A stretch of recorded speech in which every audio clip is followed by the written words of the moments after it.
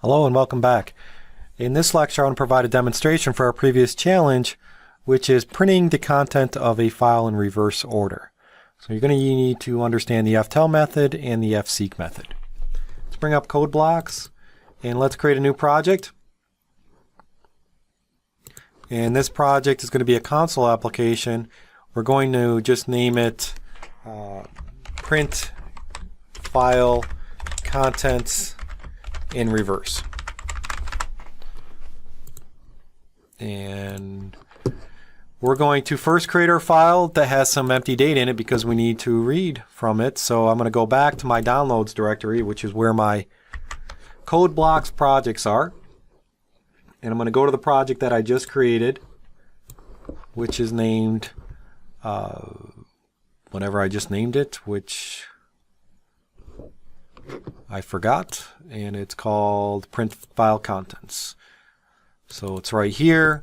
Just going to create a new file, text file. We'll say new text document. We'll name it test.txt. And then inside here, I'll just do the normal. Hi, my name is Jason. How are you? I am doing fine.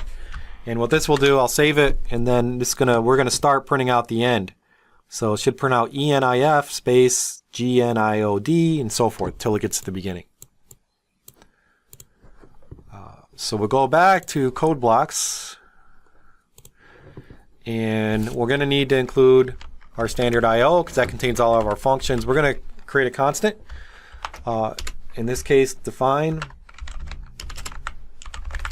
And this is going to be called file name. It's going to be called test.txt.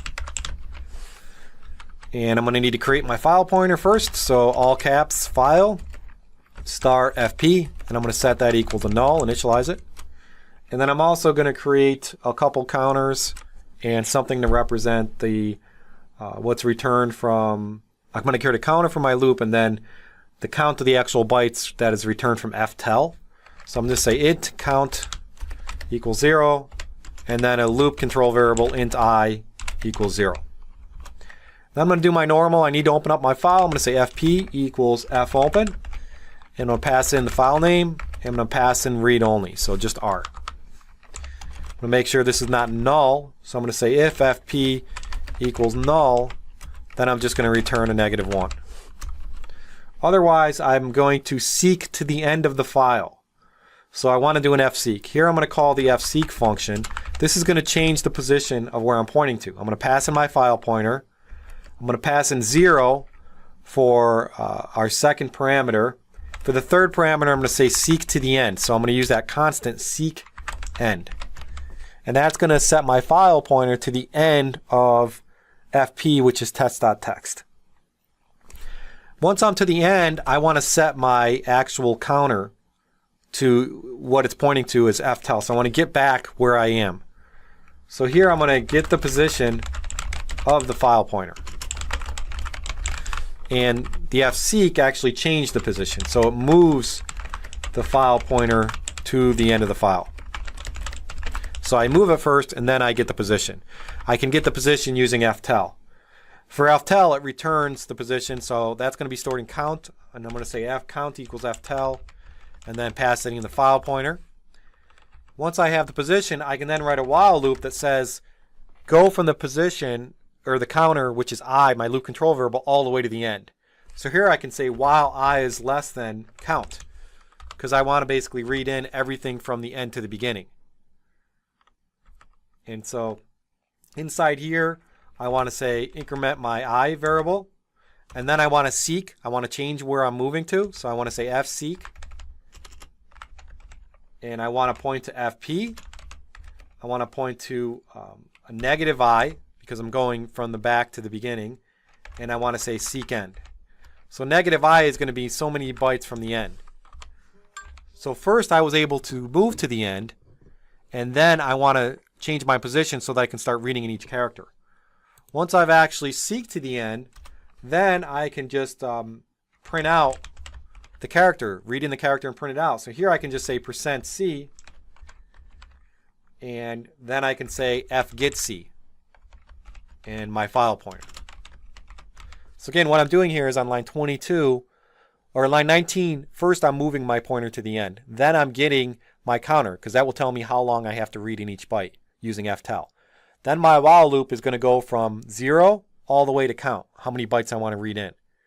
On lines 26, I'm going to increment the counter. I'm then going to seek to the so many bytes from the end, which is -I from the end. And then on lines 28, I'm going to read in that character and print it out. And that's the main logic for the program. The only other things I have to do is I want to print out a line feed at the end just to make it easier to read. I want to close my file pointer. So I want to say FP, and then I just want to return. And I probably want to set FP equal to null. So let's try compiling this. And what we're going to see, hopefully, is the file print in reverse order. We're not changing the contents of the file. We're just reading it in from the end to the beginning using our position functions. So now when we run this, we should see the opposite, or the reverse order. And so what you'll notice here is we see the reverse order, right? So we're first printing out the last file. And if we bring up that file in our downloads directory, you'll notice that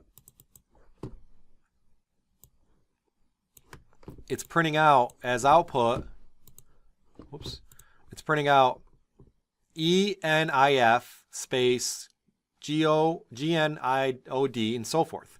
Last line that's printed out is, hi, my name is Jason, in reverse. So it's just a neat little program that will use the file pointers to start at the end and then go to the beginning and print out the contents in reverse order. So notice how we use fseek. Notice how we use ftell. Fseek moves the file pointer.